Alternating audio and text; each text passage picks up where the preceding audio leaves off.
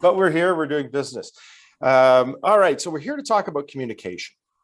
And we're here to talk about communication today. And it's interesting because, communication means different things to different people. And this is a way, this is the new way. Zoom or any of these online mediums is the new way that we're all communicating. We're often communicating with our clients like this now. It seems to be the norm. And, it's very effective. It can be very effective, I should say. It can be very effective. And Lawrence Geller is with us today, which is awesome. Lawrence and I were just chatting before we started today. And Lawrence is a really early adopter to this because, Lawrence, your business is primarily in Ontario. I'm saying all this, Lawrence, with a question mark behind it. Your business is primarily in Ontario, but you lived in British Columbia for, what was it, 8 years, 9 years? 9 years. Yeah, you lived in British Columbia for 9 years, but ran your practice in Ontario. So effective communication. Well, in Ontario, England, France, all across Canada and through the States. Yeah. We deal with multinational professionals, professional partnerships. And so the clients can be anywhere. It doesn't matter. The only problem is the time zone. The clients can be really anywhere. Grumpy at 3 a.m. Yep. But it's about effective communication. And communication has to be truly effective when you're dealing certainly so far away. But this is the new norm. Like I was speaking with an advisor yesterday about a particular case, and he lives in Costa Rica for the winter. So he lives in Costa Rica. I'm in British Columbia right now. It's 7:00 and 7:05 in the morning here, and it's 11 or 10:05 where most of you are. So it's just about communication. So that's what we want to talk about today. Let me share my screen. And I want to talk about a couple of things. I want to talk about a couple of things. The first thing I want to talk about is communication is the result. Simple as that. Communication is the result. And I just love this this second little meme here, if you would, or this little cartoon. You see blah, blah, blah, blah, blah, and you see the audience or whatever the respective audience is just sleeping. Is that effective communication? Absolutely not. Well, it depends if that's what your goal is, right? But it's understanding what your goal is with respect to communication. And it's interesting, in the sales presentation I did a number of weeks ago on the Zoomcast series, we were talking about the number of meetings that I've had and the number of meetings that probably all of you have had over the years. And I've literally had thousands upon thousands, probably close to 10,000 meetings in my career, with clients. And one of the things that I've always done, and I don't know where this started, but one of the things I've always done is, what is my goal for this particular meeting? What is my goal for this particular meeting? And it's making sure that I achieve that goal in that particular moment. So it's about effective communication. So communication is the result, right? So understand what the result is. You need to understand what the result is before you start the meeting, in my opinion. The result today is the result for me today is again, it's not about being the smartest person in the room. It's about being in a room where everybody gets smarter. The result today is if I can give you one bit of information that you can use in your practice to help better communicate with your particular clients and your particular prospects, I think today has been time well spent. So communication is the result. So when you're going into a meeting, whether it's physically or whether you're going into a meeting or over the internet like we are right now, I think it's important to understand what result you want to get and how to communicate effectively to achieve that result. So that's just one thought on communication. The next thought I wanted to talk about is, are you a product expert or are you a problem expert? Are you a product expert or are you a problem expert? And it's interesting. Another way to put this, do you have the answers or do you have the questions? Right? Do you have the answers or do you have the questions? Because you know what? If you're a product expert, awesome, good for you. But you know what? I can go on the internet right now. I can go on another computer right now and find answers to all. I can find answers to all sorts of products. I can get all the products that I want to find out about. I can find on the internet. Right? The question is really is anybody can be a product expert, but are you a problem expert? So when we talk about your client's problems, or when you talk about your client's problems, are you an expert in solving their problems? I think is more critical than being a product expert. Sure, you got to know your product, but you really, I think what's more important is you got to understand, pardon me, you got to understand what your client's problems are. I think that is the most important thing, is understanding, pardon me. Don't understand the problem, you can't provide a solution. Yep. You could have the bet. Exactly, Dave. Thank you very much. If you don't understand the problem, you can't provide a solution. You can say, hey, great, I've got this great product. Super. But if you don't understand what the problem is, you can't solve their problem. If you don't understand what the problem is, you can't solve it with a product. You can throw as much product as you want against the wall, but you know what? It's not going to stick. You got to understand what the client's problems are. And it's as simple as that. So when you deal in a target market, Lawrence was talking a few minutes ago about his international, multinational clients, and you know, that's a very unique target market. It's a very specific target market, and multinationals have different problems than, you know, a 20-person case that's dealing in, or the 20-person client that is just have their employees in Markham, Ontario, for example. Very different set of problems, but it's understanding what your target market's problems are as opposed to being a product expert. So let's think in those, you know, sort of in that mindset, is understanding what your client's problems are, because anybody can find information about products. You can find information about any product you want. Dave found a boat. Dave found a boat online, you know, just to you know, you found a boat. Tell us about your boat real quick, Dave. It's amazing. It's It was made in Austria, award-winning boat, brand new, found it online, reached out, and it was shipped a week later. It was shipped a week later. Comes in 3 different bags. He can put it in the trunk of his car. But Dave had a problem. Dave had a problem. He's got a new place that he's going to be living in starting this summer, and he needed a small boat, right? So he found the product. He didn't have an expert, you know, on site, but he he had a problem, and he found the product. So you didn't need to go to a marina. You didn't need to go to a boat broker, right? But it's important to understand what your client's problems are in your specific target market, so you're able to help them solve those problems. So think about things a little bit differently. Are you a problem expert, or are you a product expert? It's a lot easier to solve your client's problems if you become a problem expert in your particular target market. Yeah, Lawrence, please. That Sheldon Turk made a great point over the years, which is the client has to understand that it's their problem.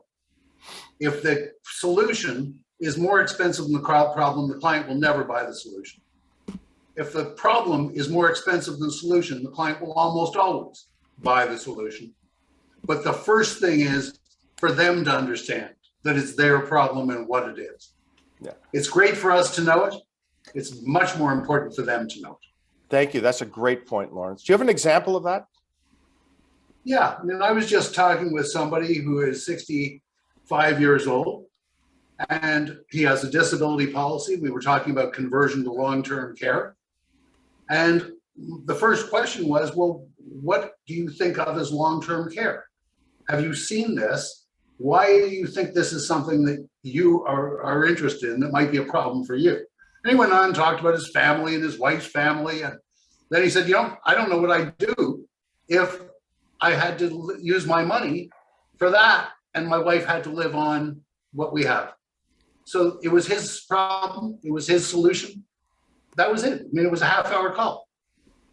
The other thing I found is with Zoom calls or with phone calls, really it's best to deal with one thing in each call. Then itemize the next call. Here are the other things we can talk about. What would you like to talk about next? And it's a discrete call because people only absorb a certain amount, particularly when it's just a telephone.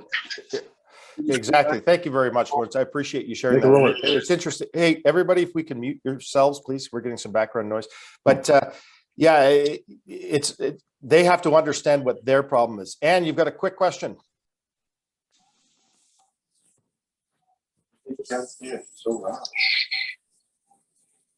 And you got to unmute yourself. You're muted. There we go. Oh, I don't know where she went. Okay. Come back to us, Anne, when you've got that question. The next point I want to bring up is about, do you want to get better? Do you want to get better? And it's interesting. Some of you have probably heard this before, but 50% of the people don't even show up. You want to get better. Oh, I want to get better at this. I want to sell more benefits. I want to solve my clients' problems. But they don't even show up.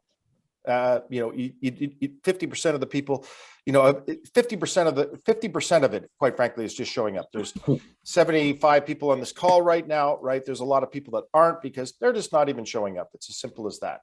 But 50% of about being successful is showing up. It's showing up, right? It's being here, right? It's being in front of your clients. I was speaking with a client recently, and he reached out to us at the Benefits Trust because we've been dealing with it for about 10 or 12 years. And he started asking some questions about his employee benefit program. And he hasn't heard from his advisor in over 10 years. They've never heard from their advisor. We've been sending renewals on an annual basis. They get the monthly reports. They do they get all this information, but the advisor hasn't talked to them in over 10 years. He hasn't shown up. Right? So 50% of it's showing up. The next 25% or 75% of success is showing up and being prepared. Right? Now, we've all been on calls where we haven't been prepared. Right? And it hurts. It stings, as a matter of fact. But 75% of success, in my opinion, is showing up and being prepared. Right? That separates you from so many other people when you show up and you're prepared. Think about, like, we've got 75 people on this call right now. If I wasn't prepared, and the presenters and the other calls weren't prepared, there would be nobody on these calls because it would be a waste of everybody's time. It's about showing up and being prepared. The next 25% is what we're going to talk about today, right? It's how hard you're willing to work. You're going to show up, you're going to be prepared, but it's about how hard you're willing to work. Look at Sidney Crosby, look at Celine Dion, two famous Canadians, right? Sidney Crosby shows up, he's prepared for the game, and he has worked and worked and worked, as has Celine Dion. They are prepared for their, Celine's prepared for her concerts. Sydney's prepared for those games. They've done the practice. They've taken care of all the details, and they're working harder than anybody else in their particular industry, right? So it's about how, you want to get better. You got to make a commitment. You got to show up. You got to show up and be prepared, and you got to show up and do the work. And the work is the practice. The work is, without a doubt, the practice. And it's about being prepared, and it's taking care of all of those details. There was a great quote from Dan Sullivan that I heard, years ago, and he was talking about Frank Sinatra. And Frank Sinatra does not move pianos. That's what he used to say. Frank Sinatra does not move pianos, right? But Frank Sinatra knows that the piano is going to be in the right spot. He's done all of the practice. Like it's think about Sidney Crosby, think about Celine Dion, think about that with respect to your specific benefit practice, right? And how hard are you willing to work to make it successful? You want to get better? Fantastic. You're already here. You want to get better, right? Well, some of you are here because you just want the CE credits. That's fine, right? But if you really want to get better, it's about showing up, being prepared, and doing the work that's required. Again, think about that individual that hasn't spoken to their client in over 10 years. It's amazing. And we run into that a lot. You run into that a lot. You talk, Dave's shaking his head up and down. You run into that an awful lot. The amount of advisors that are afraid of their clients is amazing. I mean, afraid of your clients. Absolutely. You are the professional. You are their problem solver. Solve their problems, but show up, be prepared, and do the work. We've run into prospects, who's your advisor?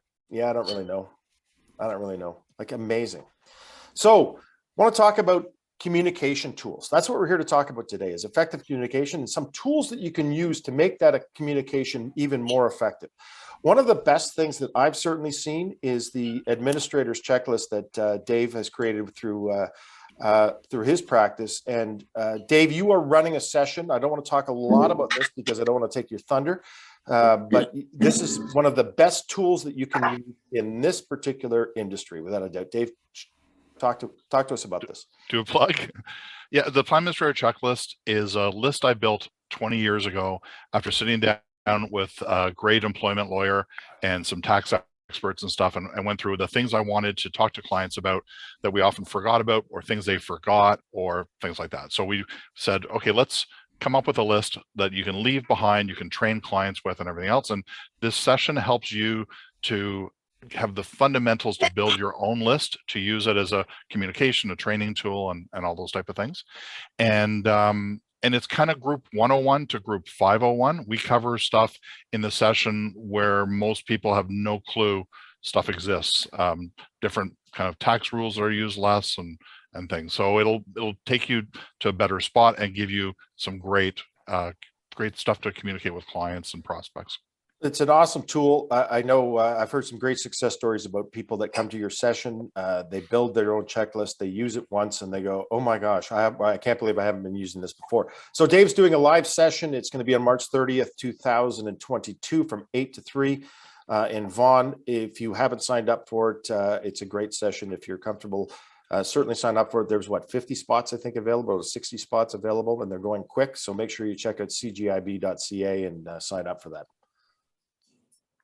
Time and money well spent, without a doubt. Another great communication tool. It's something that when I was dealing direct with end user clients, one of the things that we did was we created a bench. We haven't done it in so many years, but because I'm selling our services through advisors like yourself, but it's creating a benchmarking tool. And this, I think, is a very powerful tool. You can benchmark a client's benefit plan compared to their specific industry. So you can answer these questions. Where are you now? Where are you going with respect to your benefit plan? What are the gaps? What do we need to fill in? And what do we need to do to get there? And this is a tool that I think is absolutely fascinating. You can create your own benchmarking tool, something that works for you, and more importantly, works for your clients, because it's something that you can use at least on an annual basis. I used to use this every single time I went into a client meeting, and I would say, hey, here's where you are at. Here's where you're going. Here's where the gaps are. What do we need to do to get there? But before we begin this meeting, what's changed? What's changed since we last spoke? Right. And it's a fabulous way to start a conversation with your clients, to understand what's going on in their business, to understand what their problems are. Right. I like to use a scoring method. I think it's very effective. Right. You can say, hey, great, you're 7 out of 10 here, you're 6 out of 10 here, you're 4 out of 10 here, for example, or you're at 42% or 56% or 78%. But it's a tool that you can create to get clients to understand where they are and where they need to go. This will also separate you significantly from most other advisors that are out there. What I say is create this report. Once you set it up, once you put some time in, again, that 25% work, once you put the time in and you create the template, it's really easy to plug in information. So the question is, where do you get the benchmarking information? Well, I used to get it personally from the Board of Trade of Metropolitan Toronto, their compensation surveys. But I was, in preparation for this meeting yesterday, I was looking around online, and with a couple of clicks, the Conference Board of Canada's got a great tool that you can use. Cloudadvisors.com, you can check that out. Some people like it, some people don't. Gallagher's got a survey out. The International Foundation of Employee Benefit Plans has a Canadian survey out. Cowen Group has a survey out. Aon has a survey out. Dave, you had your hand up? I was just going to say the Metro Toronto Board of Trade stopped their benchmarking compensation survey about 2 years ago. Yeah, they stopped. Yeah, and even old versions you cannot get anymore. So they've stopped it, and they don't think they're going to restart it again. They stopped it just, I think, the year before COVID. So but that was a great resource. So there's a gap now. So that creating your own creates some value too. Yeah, but getting the foundation for that information to compare things to, there are tons of surveys available out there. Again, look at Cowen Group, look at Aon, look at the Conference Board of Canada, International Foundation of Employee Benefit Plans, Cloud Advisors, Gallagher's, etc. So there's lots of opportunities to create that foundation to get the information to compare to where your clients are at. I like to say brand it. You know, you've got you've got your brand on this. This is something unique to you, and it's something unique to your clients. It's a benefit of dealing with you as an advisor. Has anybody used a benchmarking tool? Anybody else got their hand up? I see Dave and Lawrence there, but I'm sorry, can't see anybody. Anybody want to share a story about a benchmarking tool that's been advantageous? I can give the negative. Okay. Well, go ahead, Lawrence. Has anyone thought about everything that employees are working from and how that has changed what they need? So you were talking about somebody, Rob, who's working in Costa Rica right now. How does that change the need for benefits? Yeah. We have clients working from everywhere in all sorts of jurisdictions because they can. Because they can, exactly. And benefits fall apart. I'm going through our renewal this year. Dave said, what's changed? And I said, well, the first thing that's changed is I'm not absolutely sure who's working more than 20 hours a week. Yep. And I'm just saying, if you work for Lawrence, you're probably working more than 20 hours a week. Just saying. But anyway, I understand, Dave, you and I went through it because I wasn't sure of the answer. We've been going through this with clients saying, well, where are they working from? Are they covered? Are we sure we've advised the insurers of this? 100%. And I think we amended your eligible hours down a bit to make it reasonable. But we've got insurance companies that say if you're not covered by provincial health care, you're not eligible for the plan. So that means if you're down in Costa Rica for 6.5 months, you're going to have a problem. Not to mention when you return, you might have a bit of a problem as well. We've got contracts in group that say if you're not at the policy owner's place of business in Canada and things like that. So we're kind of seeing this. Yeah, you can work anywhere, but you may not get benefits anywhere, and the needs start to change. And that was something else we had to advise the insurer of, was that Heather was working remotely now. She was working where I asked her to work, from her house, but not from here. And so I wanted the insurer to be aware of that. Remember Kurt Cobain? Just because you're paranoid doesn't mean they ain't after you. But, to that point, and it's interesting, I was riding up the gondola at Whistler the other day, or 2 weeks ago, pardon me, about 2 weeks ago, and I was speaking to a lawyer who is living here for 2 months, and she is a Manhattan, she works for Manhattan or a law firm in New York, and she lives in Manhattan, and she hasn't been home since March of 2020. She's lived all sorts of different places around the world and is working remotely. All she needs is internet, and she's working remotely. So for 2 months, she's chosen to live in Whistler, and she's just skiing a lot and doing a lot of work, but she hasn't been to her quote unquote home since March of 2020. But so what is the liability of a benefits broker, benefits consultant, who doesn't ask their clients, where are your people working? Yeah, it's an important question to ask. And this tool that you create, that you review with your clients on a routine basis, is going to start those types of conversations. It's going to start those types of conversations. And those it's all about the question. Yeah, it's all about the question. It's all about the conversation. But this tool is saying, hey, where are we at now? Here's where we were, for example, last year. Where are we at now? And it's starting those types of conversations. So it's incredibly important to use a tool like this, as opposed to, hey, we just got your renewal, and good news, we negotiated 5% off that. Awesome. Geez, super. You've done a great job. It's about doing the work. It's about doing the work, and it's about understanding what their problems are. And guess what? Because of COVID, clients have new problems, just as we're talking about.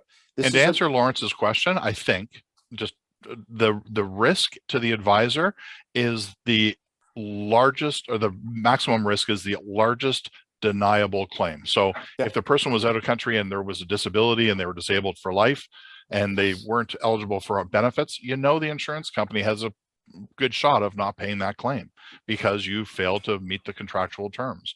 So the risk can be a multi-million dollar risk, both to the employer, number one, but to the advisor, number two. When Lloyd's looks at these risks, Dave, they say it is the sum of all of the largest risks. Yeah, absolutely. So it's important to have these conversations. This is just a tool that you can use to facilitate those conversations. But it's also a great tool that you can use with your clients on an annual basis, if not more. more frequently than that. But it gives, I like that scoring method because it resonates in clients' minds where they're at and where they need to go. It's a roadmap. It's a roadmap, folks. That's what it is. So can I throw one quick thing in just yeah. before you switch slides? I have one problem with benchmarking, and that is I hate content without context. And so a simple oversimplification, and why I kind of hate where benchmarking goes sometimes. We had a large US employer coming into Canada. They were looking to benchmark to figure out where they should be. And I'm going to oversimplify it, but half the companies were at 100% drugs and half the companies were at 80%. And they said, well, we'd like to be in the kind of better half of benefits, so top quartile maybe. So I guess we need to be at 100. And I said, wait, let's put context around this. The people at 80 are not trying to get to 100% coverage. The people at 100% are trying to get to 80%. And quite often they're stuck there because dropping would be an HR issue or collective bargaining agreement issue or something. So if you're using benchmarking data, this is the real value, is not just the data, but the context around it, that you help them to understand the situation, how the data should be used, could be used to benefit them. So it's all about communication. What have you done with that benchmark report? You've created opportunity to have great conversations with your clients, as opposed to, why are we doing business with you, Dave? Right? You're not focused on that. You're focused on creating value. Another great report another great communication tool that you can use is what I call the annual activity report. And this works along the same lines as what Dave was talking about earlier, is the administrator's checklist, but it's list what you can do for your clients and employees on an annual basis. This is what my services are, Mr. Client. This is what my services are, Mrs. Client. I do all of these things and list them. You may not do them for the client because they may not have a death claim. One of your roles is to help settle a death claim, right? For example, or to settle an AD&D claim, or to assist somebody, is this covered or is that covered, or what, a problem with my claim. But you list all of the things that you do, right? So you can say to a client, these are the services that I provide for you and your employees. And then what I like to do is say, this is what I did for you this year. We had 1 death claim. We had 5 inquiries. It's only a 10 life case or a 20 life case. We had 0 death claims. We had 5 inquiries. We had 1 billing issue, and all of those problems have been solved. So you're showing. Why stop at 1 year? Sorry, go ahead, Lawrence. Why stop at 1 year? When we do our annual report, we say, and since we took over this plan in 2000, here is the number of claims we've had. Here is the amount of benefit we paid to your employees. Here is the amount of money we've been able to save you through renegotiation. Here is the number of times we have gone to bat for you with the insurer, and the cases. It never hurts to remind them of everything you've done. Yeah, you can do it on an annual basis. You can do it on a cumulative basis. You can do it. And I think that's a great point, Lawrence, because you're saying, here's what I've done this year, and here's what's happened since inception. So you're summarizing it, or you're making it very specific in 1 year, but you're also summarizing it in totality, because what you want to do with this annual activity report is create that value, separating yourself from someone else, and it's creating that value, right? And again, it's setting up the template. You want to do the work, but it's setting up the template so you're not reinventing the wheel, right? As I like to say, it's reverse job performance review. You're going to your client on an annual basis and you're saying, hey, Mr. Client, thank you very much. Among another number of things, here's what I can do for you. Here's what I'm available to do for you. But this is what I've done in this particular year. And this is what I've done, to Lawrence's point, over the last 4 or 5 years. Yeah, because we all know that we're going to get paid $5,000 for a case, or $10,000 for a case, or whatever your commission is. Some years you're going to get paid, $100 an hour, and some years you're going to get paid about 50 cents an hour, because some years, for whatever reason, you're doing an awful lot more work for a particular client, where other years you're not. So it's as simple as that. It's being able to show the client the value that you're creating. If you look at a 30 life case, for example, an average case of 30 lives, you've got about $3,000 a year per person in premium. You're making 5% on that case. You got to earn your paycheck. You got to earn your $4,500 paycheck. That's your commission.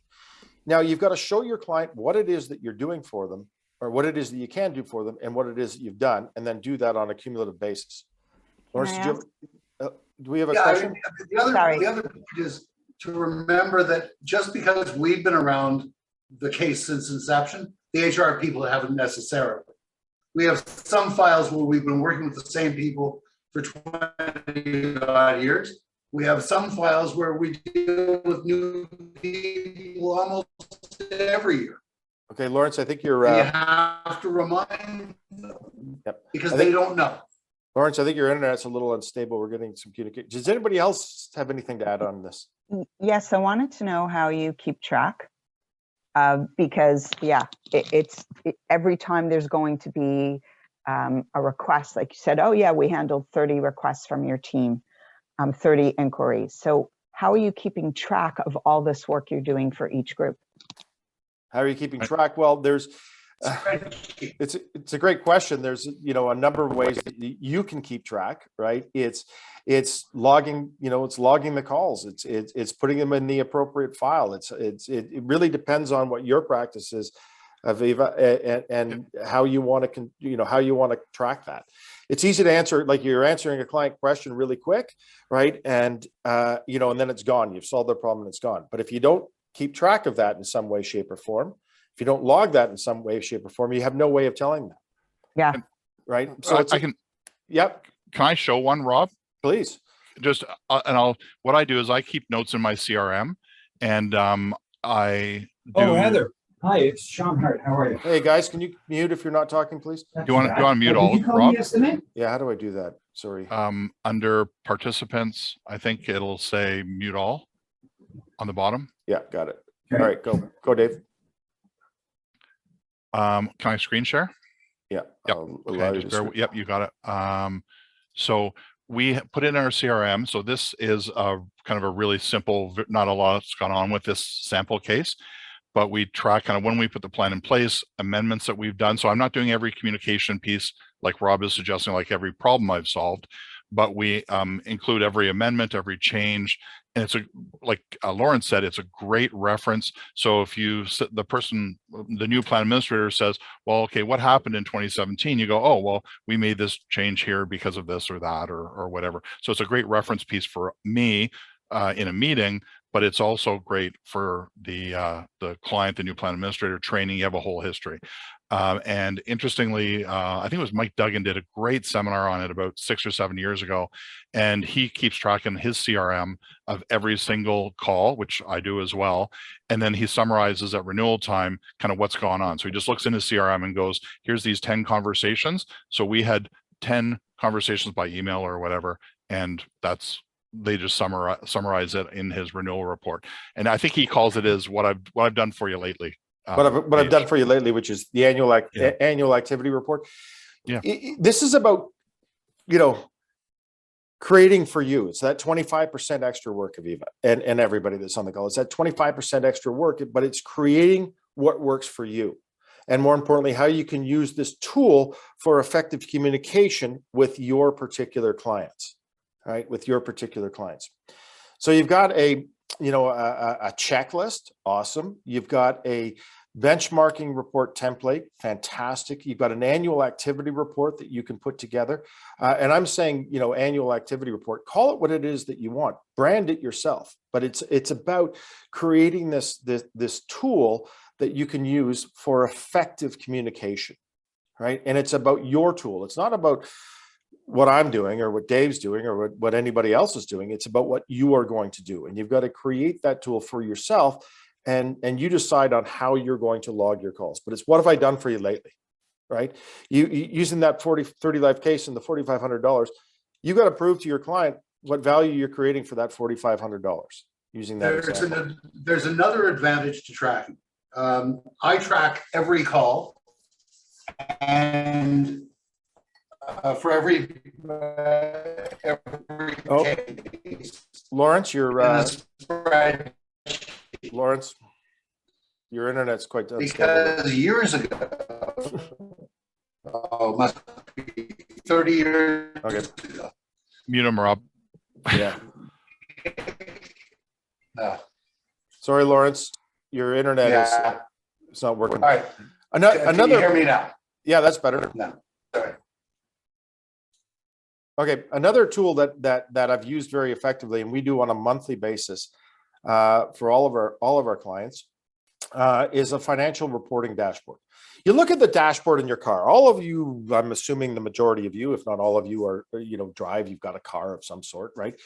And there's a lot of moving parts in a car. A lot of moving parts that I don't understand. I know where the gas goes. I know where the gas pedal is. I know how to start the car. But I look at the dashboard of my car frequently, whether I do it subconsciously or whether I do it consciously, because I want to understand what my speed is. I want to understand the how much fuel I have left for the remainder of my trip. I want to understand how much batteries being charged for, if you've got an electric car, or how much, et cetera. You want to make sure that you've got oil. You want to make sure that the moving parts are moving. You want to make sure that the parking brake's not on. So you've got a dashboard. So think about a benefit plan. There's an awful lot of moving parts in a benefit plan. An awful lot of moving parts in a benefit plan. And a lot of those are financial. And the financial impact of your benefit plan can cause a lot of problems or create a great deal of opportunities. But if you communicate effectively, and you communicate effectively on a regular basis with your client with respect to the financial impact of their employee benefit plan compared to their budget, it's a very effective tool, because what it does is it eliminates surprises. So what I say is create a tool that works for you and works for your client. You can either communicate with them monthly, quarterly, annually. I suggest more than annually. It eliminates surprises. It eliminates financial surprises, without a doubt. It makes renewals easy. It makes renewals simple. It also shows trends, depending on how advanced you want to make this report. It shows trends, and it makes the employee benefit program extraordinarily easy for the client to understand. And again, brand it. Make it yours. Make it yours. So when you look at what this tool does is it eliminates surprises. That's what I found it to be. It eliminates surprises. Real quick story. How was my time here? Yeah, real quick story about surprises, financial surprises. It was my parents' wedding anniversary. I think it was their 48th or 49th wedding anniversary. And I was talking to my father, and he said, "Hey, I called to wish them a happy anniversary." And he said, "We're going to the King Edward Hotel for dinner tonight. That's where we had dinner when we got married. Going to the King Edward Hotel for dinner tonight. Your mom's out getting her hair done. We are looking forward to dinner." So I go, "Well, that's fantastic. Thank you very much for letting me know, and wish mom a happy anniversary, and we'll talk to you soon." So that later on that afternoon, I was driving home, and I called down to the King Edward Hotel, and I said, "Hey, my parents are coming down for their wedding anniversary for dinner tonight." And they said, "Yep, we've got their reservation right here." And I said, "Make sure they get a good table. Make sure they get great service. Here's my credit card number. Make sure the waiter gets a 20% gratuity, and really take care of them." And they said, "We would be happy to take care of them." And I said, "Instead of giving them a bill, give them a note that says, happy anniversary, love your children, love your grandchildren." Fabulous. So we would be happy to take care of that surprise. And he used the word surprise.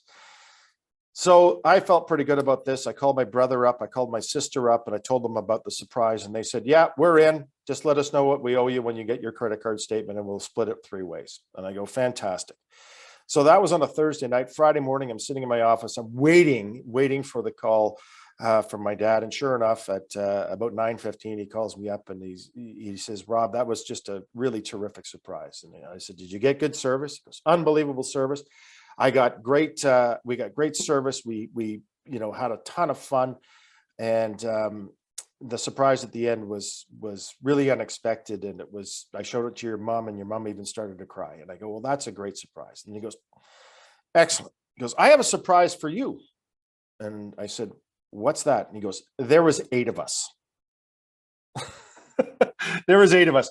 I had no idea, and that there was going to be 8 of them. I thought it was going to be my mom and dad. They would, share a dessert, and my mom would have a glass of wine, and my dad wouldn't have anything to drink because they were driving, or he was driving. And sure enough, there was 8 of them. They took a car down to the King Edward Hotel. 8 75-year-olds in the King Edward Hotel on a Thursday night. The waiter knew he had 20%. He was upselling all over the place, right? It was a big financial surprise. I called my brother and sister up afterwards, and they go, "Yeah, we're out." So I got stuck with the surprise. It's a fun story, but it was a real story. But it's interesting when you think about an employee benefit program and you're going, oh, I've heard so many advisors over the years, and especially, during sessions like this, how do you deal with tough renewals? I've never had a tough renewal in my life. I've never had a tough renewal in my life because I've always used financial reports and financial dashboard to inform clients on an ongoing basis on exactly where they stand. We do it on a monthly basis, right? So if things are trending differently, you can have conversations with your client. They can see where they're at. There are no financial surprises with respect to their benefit plan. Oh my gosh, I'm not looking forward to this. I got to deliver a 40% increase.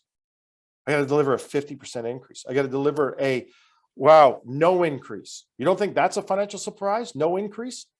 Yeah, because they've got a 40% loss ratio. Yeah, guess what? You're thinking you're doing a good job. Guess what? The client's thinking otherwise. Client's going, I spent $100,000 and I got $40,000 in claims, and you're telling me that they want another $100,000? Wow. So financial reports are critical, I think. So you've got this financial dashboarding, financial reporting dashboard, right? Whatever you want to call it, brand it, create it, right? And do it on a quarterly basis, do it on a monthly basis, do it on a semi-annual basis or an annual basis. But it gets the client in a mindset where they can look at this report very quickly, just like you can look at the dashboard in your car very quickly, and you can understand what's going on so there aren't any surprises. And you think about it, what's the first thing you do when you're driving down the highway and you go through a speed trap? What's the first thing you do when you see that speed trap? Look at your speedometer. You look down at your speed. You look at that financial report. You look at that dashboard. Oh, good. I'm only going, 5 kilometers an hour over the speed limit. Police officers aren't going to pull me over for that. Great. So it's a financial dashboard. Dave, do you have a comment you wanted to add? No, I was just going to say it actually serves double duty. If you're tracking this stuff internally for yourself, it just helps with so much. So if you can say, hey, it's really nice insurance companies are charging an 11.5% trend factor, but our average increases have been 3%. It gives you a bit of a tool to use in negotiating renewals and stuff. And so with new clients, prospective clients, and existing clients, we do in our newsletter every April, here's what our average increases are over the past 15 or 20 years. Here's the biggest increase, the biggest decrease, and this is kind of what it means. And people have a better idea of where we're going, not what insurance companies report, but reality. So that's a valuable add-on you can use both internally and externally. That's all.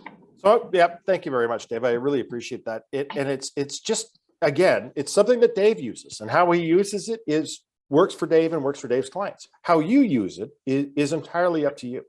But we're saying there are a number of reports that you can create.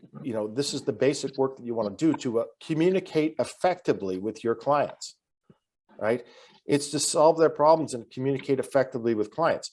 We talked about a couple of these things just really quickly. We've got the administrator's checklist. Great. You've got a benchmarking tool.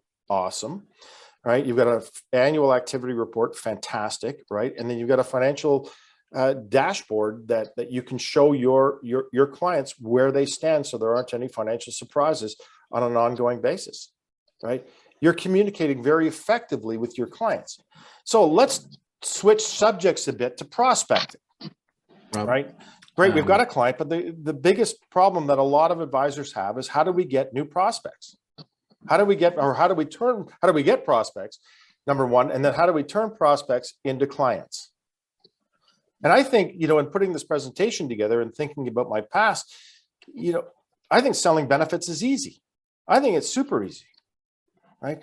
If you have these tools and they're branded to your brand, right?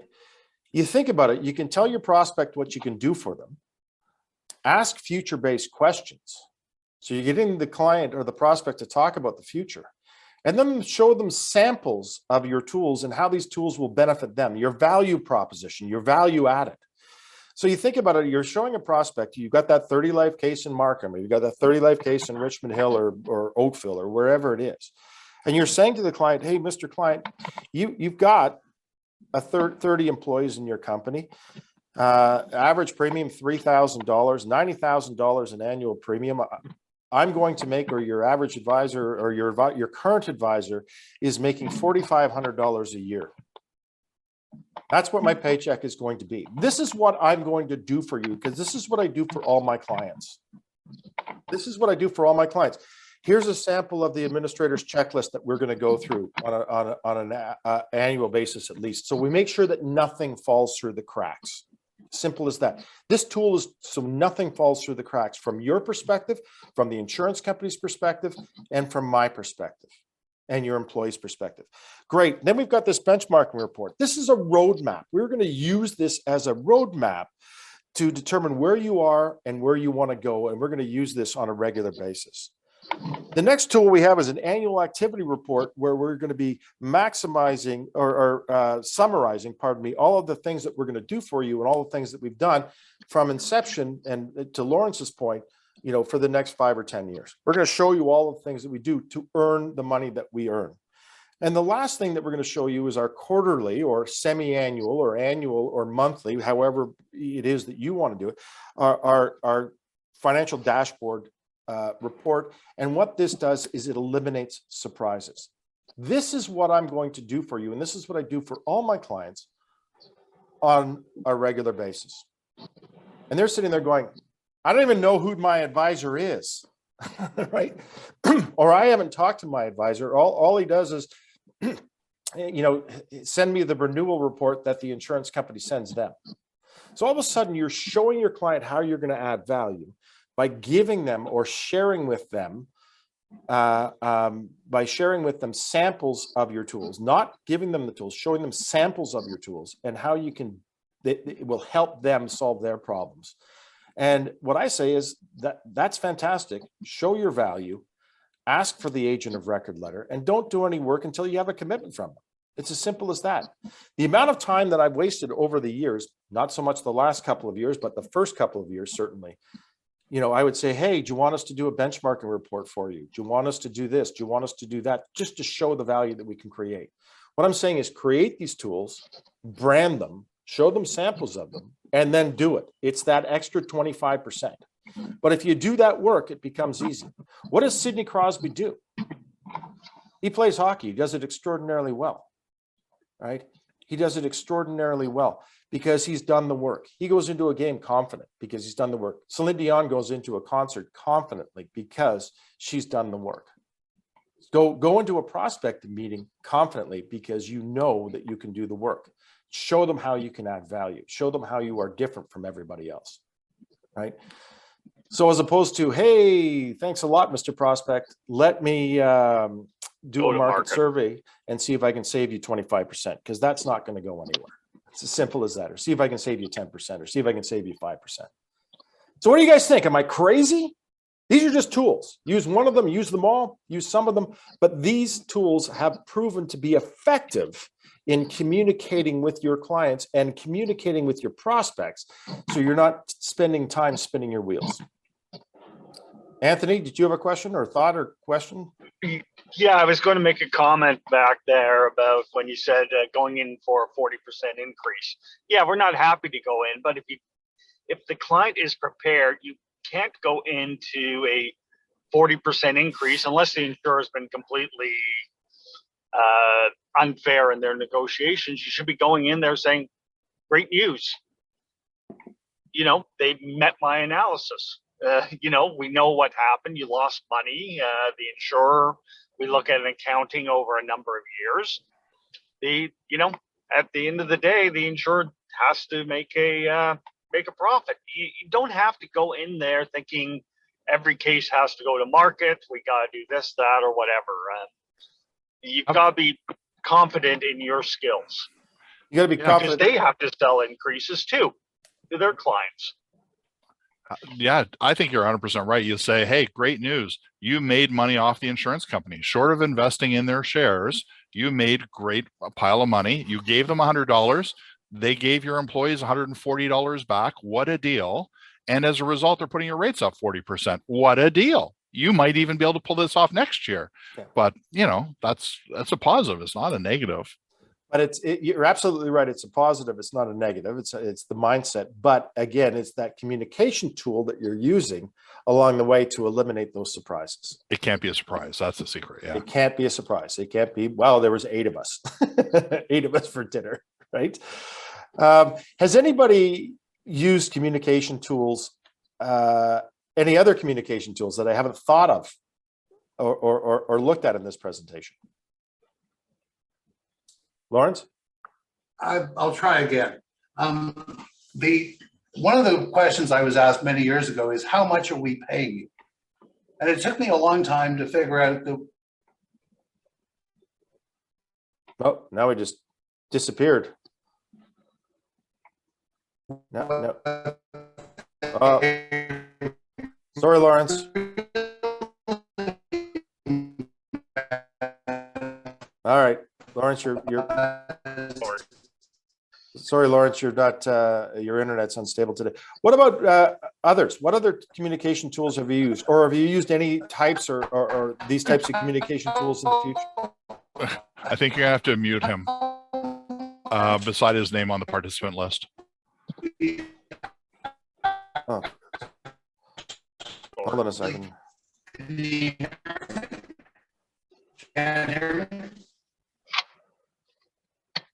There we go. Sorry, Lawrence. Anybody else? Who else? Come on, this is where we, again, Can you hear me now? No. Louise. Louise, you've got a question or an idea or thought? Oh, well, I was going to say, one of the things that I found was particularly successful for a larger client, you probably wouldn't do it for 30 lives, but 100 or more, was a pre-renewal. And we'd go through and calculate what we thought the renewal would be before it came out. And that was a great conversation with the client, because you learned, you know, what their future, you could ask what their future plans are as well. And, you know, what are, so the pre-renewal took a whole lot longer than the actual renewal meeting, because you'd already done a lot of the work and had the conversations, and you knew what they were looking for and were able to focus on the objectives. So let me ask a question. With the technology that's available today, and the reports that you get from insurers or can pull off their online systems, or the reports that, for example, we send out on a monthly basis, why wouldn't you do that for a 10 life case or a 15 life case or 20 life case? And the answer is, you know, I understand what the answer is, right? But it's if you customize it and simplify it, right? Can be extraordinarily easy to do. It's just plug and play with some numbers. It's getting the information out, putting the information in the hands of clients, right? And it's just a tool that you can use to effectively communicate. And it separates you from everybody else. It does separate you from everybody else. Again, 50% of the people, you know, it's about showing up. The other 50%, it's about showing up and being prepared. And the other 25% of that success is doing that work. But if you sit down with a prospect, if you sit down with a client and they've got their administrator's checklist, they've got their benchmarking report that you're reviewing on an annual basis, showing them where they're going, you've got that annual activity report, and you've got a financial dashboard report, and you're showing them all that stuff on a regular basis, and it's done automatically. It makes your job super easy. Makes your job super easy and how you can create value. It's about being a problem solver, not a product expert, right? And we've got just a few minutes left. Any other thoughts before we wrap things up today? Oh, Dave, yep. I was just going to say, I know this may be the launch for the next event or something down the road, but there's a whole lot more to effective communication, to keeping your name out in front of your client. So like, I mean, I do about 60 touch points a year with clients, 60, and that's blog posts, newsletters, quarterly calls, renewal calls, and stuff like that. And once you set up the system, it's quite easy. Doing a blog post takes about a minute, and it goes out to all my clients, prospects, past clients, and things like that. So there can be a lot more to reinforce the relationship and remind people of what's going on and provide useful information. That is just more ways to communicate and share information. Like Rob said, with technology now, it's quite easy to get out to a large audience with good information. Yeah, large audience with good information. Awesome. Touch point. One of the things that we have in our Trusted Advisor newsletter, many of you get that, but because you've signed up today, if you don't get it, oh, hold on a second. If you don't get it, how did we go back here? I just lost the screen there. Hold on a second. But there we go. But if you don't get it, you're certainly going to get our Trusted Advisor newsletter. But one of the things that we have in there, we used to call it a client touch point idea. Now we call it a 2-meter touch point because you got to stay more than 2 meters away from your clients. But it's just an idea on how you can go and see them, or what, or how you can communicate with them, but just with something, right? And it's an idea that comes out every single month, but it's as simple as hey, here's how you use your out of country coverage. We're coming into travel season. Here's how to use your out of country coverage. Every August, it's reaching out to your client and saying, hey guys, do you have any employees who kids are at university? We have to do an overage dependent form. We want to make sure that's current so they don't run into problems. But it's about effective communication. And that's the critical thing. We've yucked it up for 59 minutes today. We've shared some tools. Create your own tools. Create what makes sense for you in your practice. These are just ideas, but these are ideas that do work. So think about it. Sign up for the CGIB course that's coming up on March 30th. Dave, March 30th? Yeah, oh, he's muted. Yes, it is. March 30th, cgib.ca. Think about a benchmarking report. Think about a financial activity report or a dashboard report, pardon me, an annual activity report. These are tools that you can use. You're going to get a CE credit for participating today. Thank you very much. Mike Ignatz is going to send that out to you very shortly. Number one. Number two, you're signed up for our Trusted Advisor newsletter. We are a full service third-party benefit administration company. We work with advisors like yourself.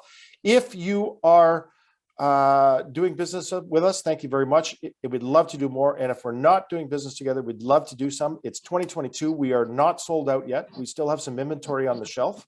We're not sold out. So we got a little bit of room left. So thank you very much. And we look forward to wishing you we look forward to you guys being successful. And the whole idea of this is just so everybody in the room gets a little bit smarter, not just about being the smartest person in the room. As simple as that. Thanks for everybody that shared.